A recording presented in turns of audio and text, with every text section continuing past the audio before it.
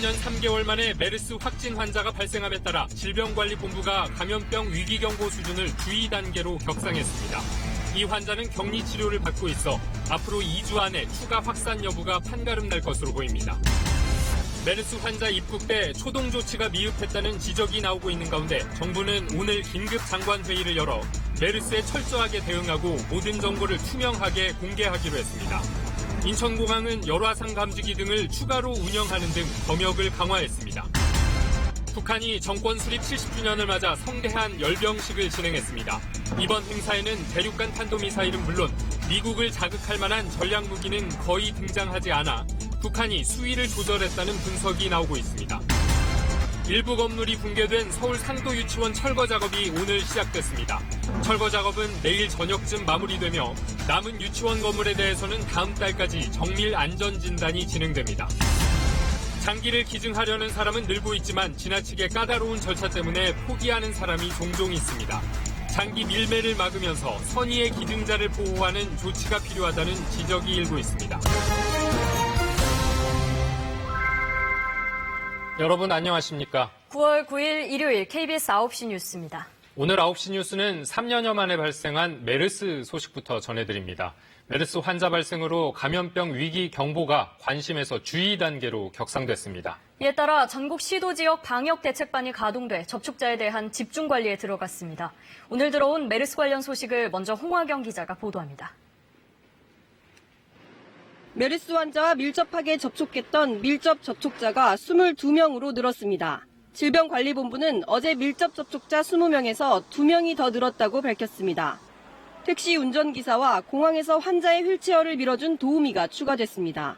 정부는 메르스 확진자 입국에서부터 격리에 이르는 전 과정에 이르는 이동 동선을 확인하였습니다. 밀접 접촉자는 환자와 2m 이내에 머물거나 같은 방이나 공간에 머문 사람, 침과 같은 환자의 호흡기 분비물과 직접 접촉된 사람입니다. 현재까지 비행기 앞뒤 3열 탑승자 10명과 승무원과 검역관, 의료진과 공항에 마중 나온 환자의 부인 등이 포함됐습니다. 이들은 자택이나 회사 시설에 격리돼 있고 최대 잠복기인 접촉 후 14일까지 보건당국의 집중 관리를 받습니다. 지금 시간까지로는 접촉자에 대해서 관리자라는 의견을 제대로 나타나지 않고 있습니다.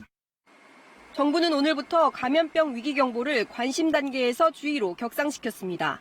동승승객 등 일상 접촉자 440명도 수동감시에서 능동감시로 전환해 하루에 한 번 체열 등을 조사합니다.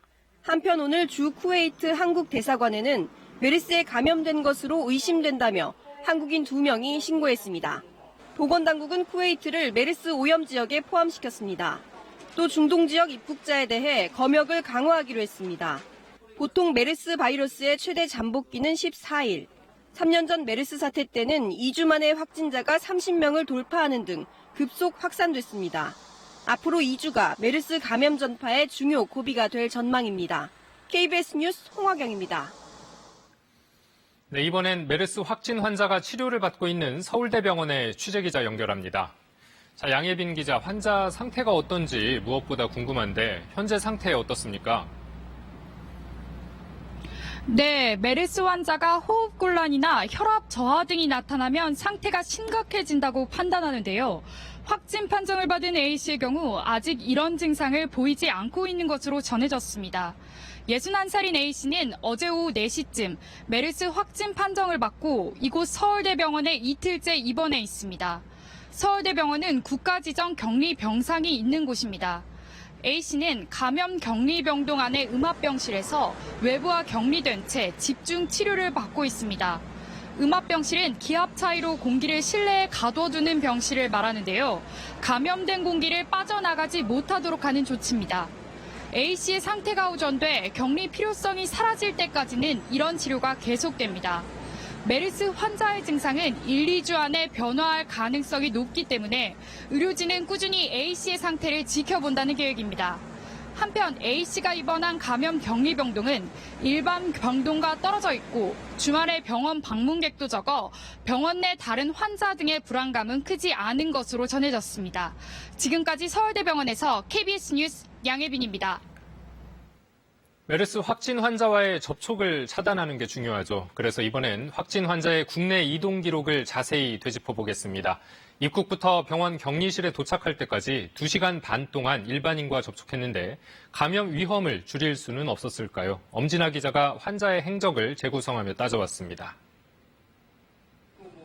3주간의 쿠웨이트 출장을 마친 61살 이 남성은 7일 오후 4시 51분 아랍에미레이트 항공 322편으로 인천공항에 도착합니다.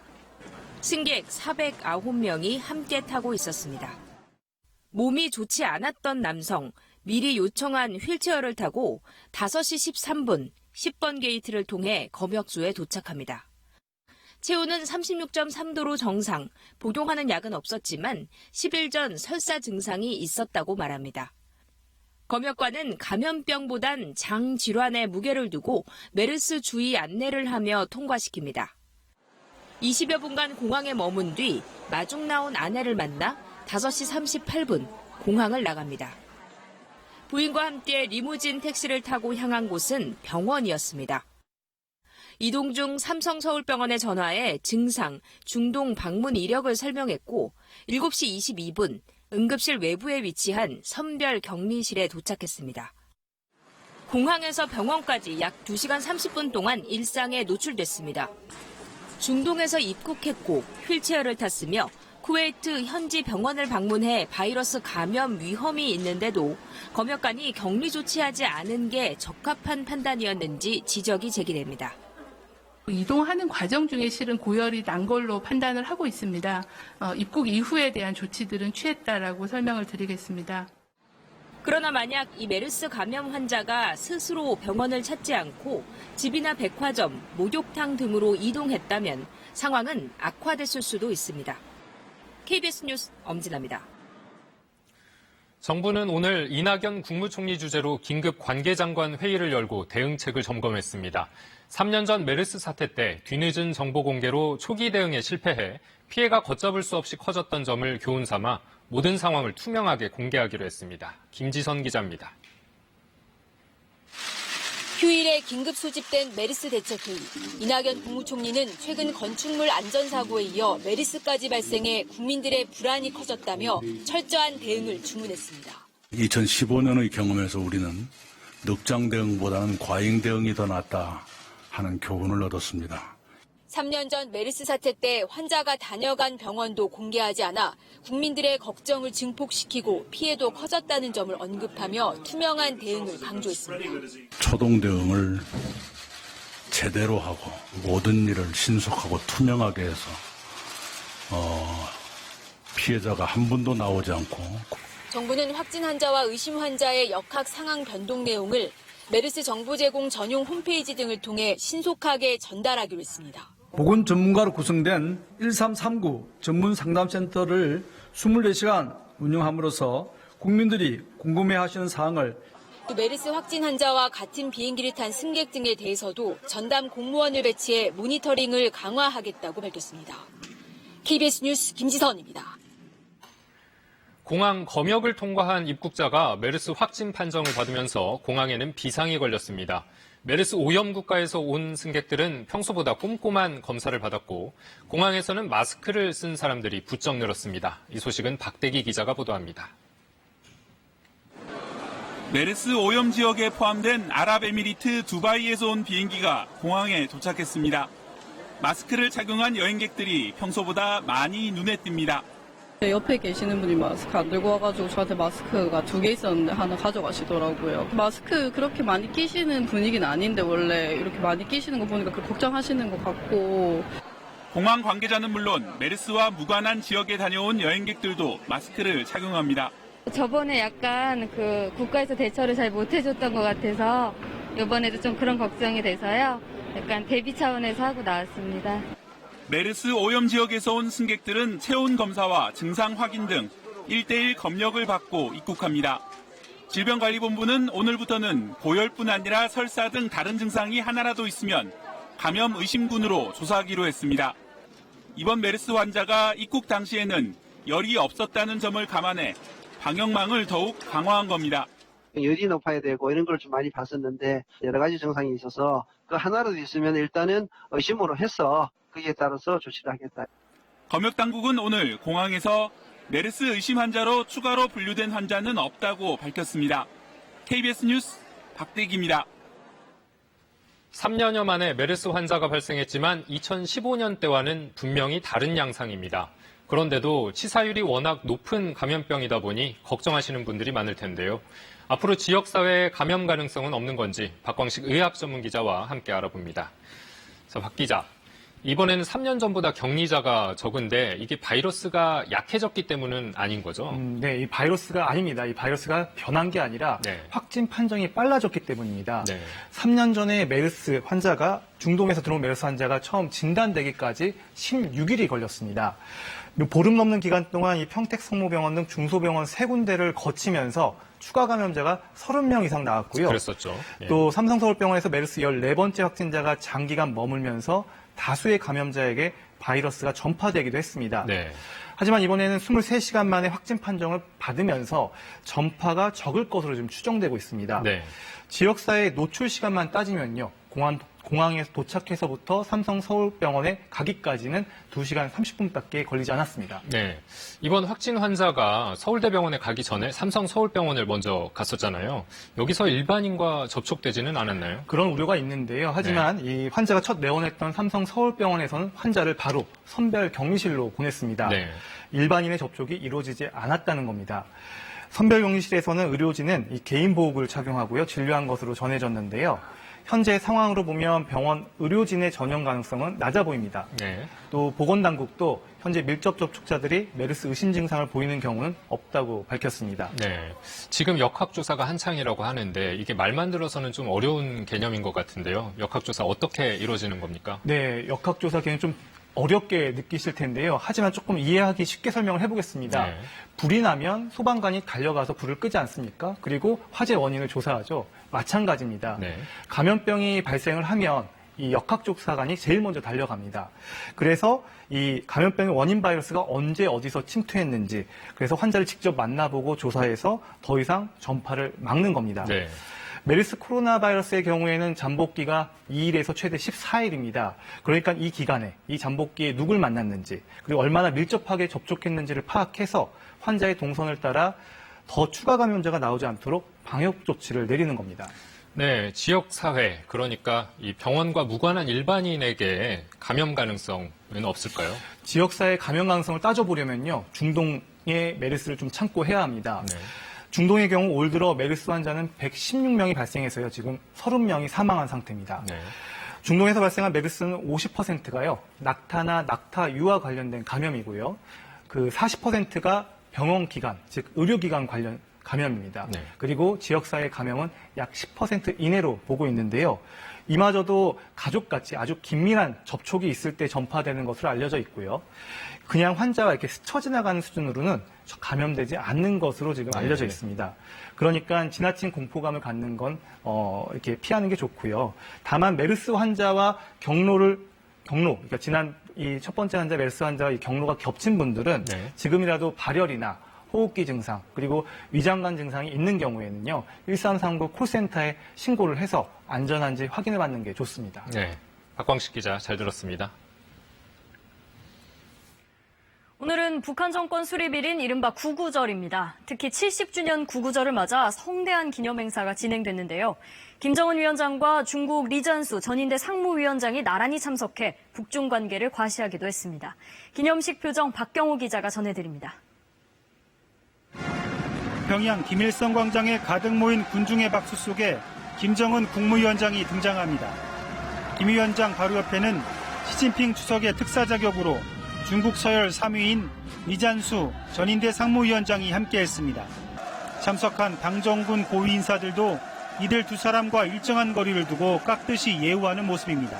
김 위원장은 군중을 향해 리잔수 위원장의 손을 잡아들며 북중 관계를 과시했습니다. 그러나 연설을 직접 하지는 않았습니다. 대신 김영남 최고인민회의 상임위원장이 개막을 선언했습니다. 전인민족 총진군을 가속화해 나아가고 있는 시기에 조선민주주의인민공화국 창건 이른돌 경축 열병식 및 하늘에서는 비행기가 고개 비행을 하며 70년째 정권 수립일을 기념했습니다. 기념 열병식에는 만여 명의 군인들이 동원돼 무릎을 굽히지 않는 이른바 거위 스텝으로 행진했습니다. 수도권을 사정거리에 두는 자주포 등 재래식 무기들과 북한판 패트리어트로 불리는 KN-56 지대공 미사일 이른바 번개 5호와 대전차 로켓인 불새도 등장했습니다. 김 위원장 집권 이후 개발된 대표적인 무기로 꼽힙니다. 북한이 재래식 무기도 과거에 소홀했던 부분들을 이번에 많이 개선을 한 것으로 생각됩니다. 그러나 이번엔 대륙간 탄도미사일 ICBM이나 IRBM 등은 등장하지 않았습니다. 오늘 열병식에 이어 오후에는 평양 5.1 경기장에서 5년 만에 집단 체조국 공연이 이어진 것으로 알려졌습니다. KBS 뉴스 박경호입니다. 방금 보신 것처럼 이번 열병식에는 대륙간 탄도미사일 ICBM은 물론 미국을 자극할 만한 전략 무기가 전혀 등장하지 않았습니다. 김정은 국무위원장의 연설도 생중계도 없었는데요. 조용했던 열병식, 북한의 속내는 뭘까요? 김경진 기자가 분석했습니다. 정권 수립 70주년을 기념하는 대규모 군중 시위. 경제 강국 건설의 튼튼한 토대라는 선전 문구가 눈에 띕니다. 불과 3년 전 당창건 70주년 기념일 때 군사 강국을 전면에 내세웠던 것과는 대조적입니다. 이번 구구절에는 선전 구호도, 연설도 모두 경제 발전에 초점이 맞춰졌습니다. 체제 과시와 위협적 대외 메시지로 중장거리 미사일을 전면에 내세웠던 이전과는 분명히 달라진 모습입니다. 특히 대륙간 탄도미사일 ICBM을 등장시키지 않은 건 미국을 자극하지 않으려는 의도로 해석됩니다. 김정은 위원장이 대북 특사에게 비핵화 협상에 대한 답답함을 호소한 데 이어 트럼프 대통령에게 친서까지 보냈기 때문에 불필요한 자극은 하지 않고 북미 협상의 불씨를 이어가겠다는 뜻으로 풀이됩니다. 그런 만큼 향후 비핵화 협상에서 ICBM 반출이 먼저 거론될 가능성까지 제기됩니다. 협상이 재개되면 미국이 심각한 위협으로 간주하는 ICBM의 해외 반출 문제가 우선적으로 논의될 것으로 예상됩니다. 열병식에서 김정은 위원장이 어떤 메시지를 내놓을지에도 큰 관심이 쏠렸지만 예상과 달리 김 위원장의 연설은 없었습니다. 또 5년 전과 달리 올해는 조선중앙TV에서 열병식을 생중계하지도 않았습니다. CNN 등 외신 기자 130명이 방북해 생중계를 예고하기도 했지만 외신의 중계도 무산됐습니다. 이는 북한이 구구절을 대외적으로 최대한 조용히 치르고 앞으로 있을 남북 정상회담과 UN 총회, 북미 간 추가 협상 등 외교전에 매진하겠다는 의도란 분석이 나옵니다. KBS 뉴스 김경진입니다. 상도 유치원의 철거 작업이 사고 나흘째인 오늘 오후 시작됐습니다. 부서지고 기울어진 부분은 내일까지 우선 철거하고 외관상 멀쩡해 보이는 나머지 부분에 대해서는 정밀 안전 진단을 해보기로 했습니다. 김지숙 기자의 보도입니다. 굴착기가 유치원 벽을 뜯어냅니다. 녹슨 철근이 흉물스럽게 삐져나와 있고 자욱한 먼지 사이로 콘크리트 덩어리가 쉴 새 없이 떨어집니다. 유치원은 순식간에 폐기물 쓰레기장처럼 변했습니다. 철거는 오후 2시 40분쯤부터 시작됐습니다. 건물의 바깥쪽 심하게 기울어진 부분부터 작업이 시작됐는데요. 외견상 문제가 없는 부분을 제외하곤 내일까지 모두 철거할 계획입니다. 철거를 할 거냐 아니면 재사용을 할 거냐는 그 정밀안전 진단 결과에 따라서 여러분께 다시 알려드릴 수 있는 기회를 갖도록 하겠습니다. 3355 모인 주민들은 유치원의 마지막 모습을 지켜봤습니다. 처음에 불안에 떨었던 주민들도 이제는 어느 정도 안정을 되찾았습니다. 일단 처음에는 불안해서 잠 못 잤죠. 그날 허물어진 날은. 근데 요즘 저렇게 빨리빨리 하니까 또 다행히 괜찮아. 부정한 놈들 이거도 공사를 못하게. 하지만 일부 주민들은 사전에 철거 공사 안내를 하지 않았다며 구청 측에 강하게 항의하기도 했습니다. 서울시 교육청은 내일 정상적인 학업이 불가능하다고 보고 임시 휴업을 결정했습니다. 학교 측은 사정이 있는 학부모를 위해 돌봄 교실을 열기로 했습니다. KBS 뉴스 김지숙입니다. 일본 지진 속보입니다. 이번 강진으로 사망자가 40명에 육박하고 있는데요. 사흘의 골든타임이 끝난 오늘도 일본 당국은 혹시 모를 생존자를 찾기 위해 막바지 수색 작업을 펼쳤습니다. 홋카이도 현장 연결해 보겠습니다. 박민철 기자, 잇따라 여진이 관측되고 있는데 지금은 괜찮나요? 네, 다행히 저희 취재진이 있는 삿포로에선 아직까지 사람이 체감할 만한 강한 진동은 느껴지지 않고 있습니다. 여진이 주로 삿포로에서 남동쪽으로 68km 떨어진 지역에 집중되고 있기 때문인데요. 하지만 지금까지 150차례 안팎의 여진이 발생했고 진도 4가 넘는 강한 여진도 4차례나 관측됐습니다. 특히 여진이 이어지고 있는 지역 주민들은 지진 공포에 시달리고 있습니다. ちょっとした揺れでももう飛び起きてしまったりとか、地震じゃないのになんか揺れてるような感じに。 다만 여진 발생 지역과 떨어져 있는 곳은 빠르게 일상으로 돌아가는 분위기입니다. 삿포로에 있는 대형마트와 백화점도 정상적으로 영업했습니다. 하지만 비슷한 규모의 지진이 또 올 수 있다는 불안감은 여전합니다. 인명피해도 계속되고 있다는데 지금 수색 현장 분위기는 어떤가요? 네, 강진 발생 만 사흘을 넘기면서 이른바 골든타임은 지나갔지만 이 재난 현장에선 아직까지 희망의 끈을 놓지 않고 있습니다. 오늘도 밤샘 수색 작업이 이뤄지고 있는데요. 일본 정부는 경찰과 자위대 등 4천여 명을 투입해 인명 구조 수색을 이어갔습니다. 하지만 실종된 사람들이 잇따라 숨진 채 발견되면서 주민들은 안타까움을 감추지 못했습니다. 오후 8시 기준 현재 사망자는 모두 39명, 실종자는 1명으로 집계됐습니다. 네, 정전까지 겹치면서 도심 기능이 거의 마비됐었죠. 지금은 어느 정도 복구가 됐나요? 네, 정전으로 멈췄던 이 각종 발전소가 다시 가동되면서 홋카이도 지역 정전은 사실상 해소됐습니다.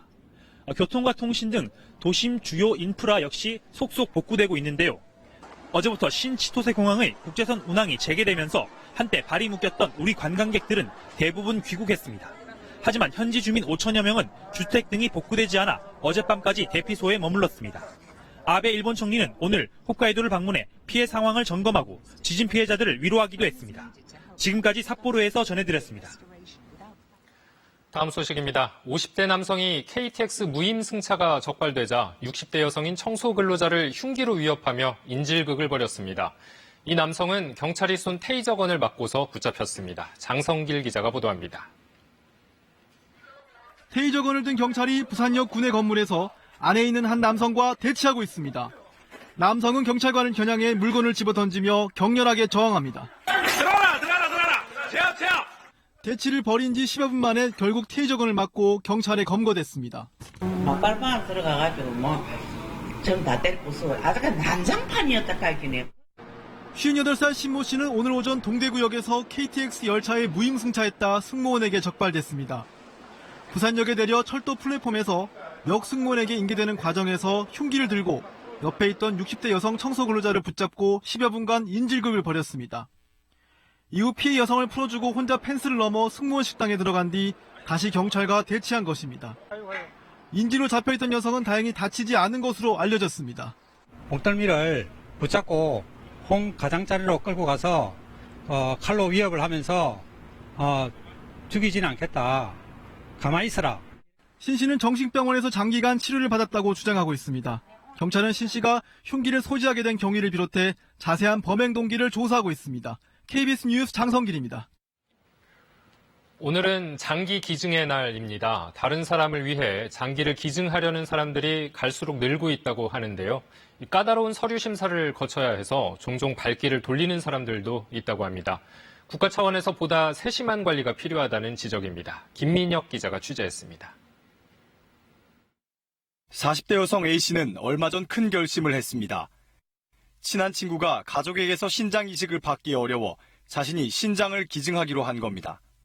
나라도 해보자라는 생각에 이제 같이 가보자라고 한 거였죠. 친구는 정말 안내 기억이 있었어요. 친구도 기증 받는 거를 짓지 않는 상태잖아요. 그런데 병원을 찾아 장기 이식에 필요한 서류를 듣고 화가 날 지경이었습니다.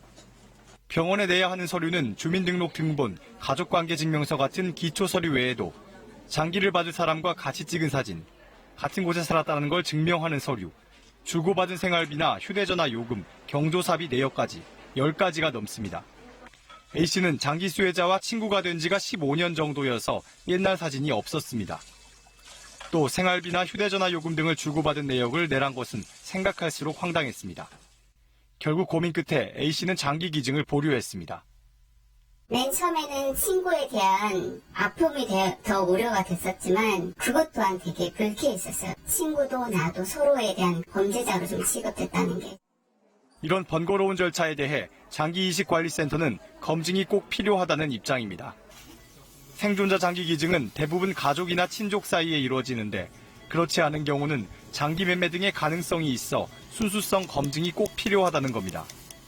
생존 장기 기증자만을 담당하는 전용 코디네이터 제도를 만들어서 검사하는 과정, 서류 처리하는 과정, 또 사후에 건강관리하는 과정에 개입을 하게 해서 생존자 장기 기증 건수는 4년 새 25%가량 증가한 상황.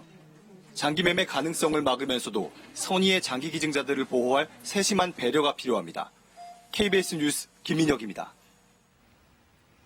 요즘 일부 아파트 주민들이 아파트 가격 하락을 우려해 낮은 가격에 올라오는 매물들은 조직적으로 허위 신고를 한다는 의혹이 제기됐습니다. 허위 매물 신고 제도를 악용해 부동산을 압박하거나 가격을 담합할 경우 처벌을 받을 수 있습니다. 황정호 기자가 보도합니다. 경기도 지역 부동산 인터넷 카페입니다.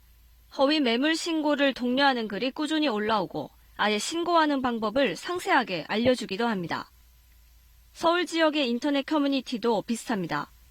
부부의 아이디까지 동원하면 한 달에 30건까지 신고할 수 있다며 신고해줄 것을 호소합니다.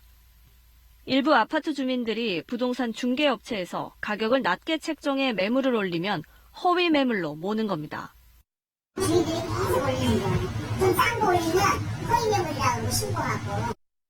부동산 시장이 과열되면서 지난달 허위 매물 신고가 2만 건이 넘었습니다. 석 달 전인 6월 건수 5,500여 건에 4배에 육박합니다. 이렇게 신고는 급증했지만 실제 허위 매물로 확인된 것은 올 들어 처음으로 신고 건수의 절반 이하로 떨어졌습니다. 신고의 신빙성이 떨어지면서 국토부 등은 일부 아파트 주민들이 가격 하락을 막기 위해 신고 제도를 악용했을 가능성이 있다고 판단했습니다. 자신들이 원하는 가격보다 낮은 가격의 매물은 아예 거래를 못하도록 압력을 가했다는 겁니다. 지역별로 보면 경기도 화성시가 가장 많았고 용인시와 성남시, 그리고 서울 강동구와 양천구 등이 상위 10곳에 속했습니다. 국토부는 자료를 넘겨받아 살펴보고 있으며 신고가 많은 지역을 중심으로 곧 현장 조사에 나설 것이라고 밝혔습니다.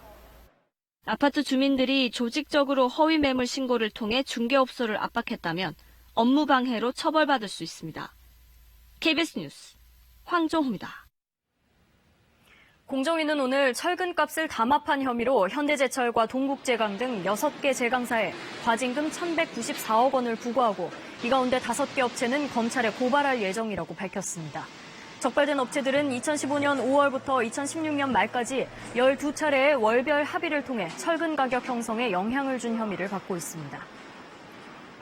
남북민족화해협력 범국민협의회가 다음 달 말 금강산에서 4.27 판문점 선언 실행을 위한 남북민화협 상봉대회를 열기로 했습니다. 민화협은 이번 대회는 10년 만에 이뤄지는 행사여서 의미가 클 뿐만 아니라 지속성을 가지도록 하는 교류와 협력을 위한 신호탄이 될 것이라고 강조했습니다. 오늘 오전 8시 40분쯤 제주국제공항 국내선 3층 천장에서 흘러나온 오수가 1시간여 동안 대합실로 떨어지면서 공항 이용객들이 불편을 겪었습니다. 공항공사는 4층 식당 공사 과정에서 노후 배관 문제로 오수가 새나온 것으로 보고 복구 조치를 마쳤다고 밝혔습니다. 토종 생태계를 위협하던 황소개구리가 요즘 자취를 싹 감췄습니다. 국내에 들어온 지 수십 년이 지나면서 황소개구리에 익숙해진 토종 물고기들의 반격에 처지가 뒤바뀌었기 때문인데요. 황정환 기자가 취재했습니다. 날렵하게 뱀을 덮치더니 통째로 집어삼킵니다. 먹이가 부족하면 동족도 잡아먹는 무서운 식성으로 토종 생태계를 점령했던 황소개구리. 어찌된 일인지 몇 년 전부터 개체수가 급격히 줄었습니다. 황소개구리 천지였던 이 작은 저수지에서도 요즘 통발에 잡히는 건 올챙이 몇 마리뿐입니다. 황소개구리 수리 때문에 창문을 열고 잠을 못 잘 정도였는데 요즘은 아주 조용해져서 살만합니다. 다른 지역도 상황은 비슷합니다. 국립생태원 조사 결과 청주 무심천에서는 2012년 이후 황소개구리가 사라졌고 전남 신안 하의도에서는 개체수가 10년 만에 50분의 1, 무안 평척 저수지에서는 7분의 1로 줄었습니다. 전문가들은 황소개구리가 줄어든 이유로 토종 생태계의 반격을 가장 큰 원인으로 꼽습니다. 토종 육식어류인 가물치와 메기가 황소개구리의 올챙이를 잡아먹는 사실이 대학 연구팀에 의해 확인됐습니다. 토종 생태계가 국내에 유입된 지 수십 년이 지나면서 처음엔 생소에 멀리했던 황소개구리를 먹잇감으로 보기 시작했다는 분석입니다. 단백질이 많고요. 행동이 느리기 때문에 포식자로서 먹이를 사용하기에 최고로 좋습니다. 다시 말하면 먹이로 인식하고 있기 때문에 자연에서는 먹이 그물이 형성된 거죠. 생태계의 무법자 황소개구리도 토종 생태계 반격에 맥을 못 추고 있습니다.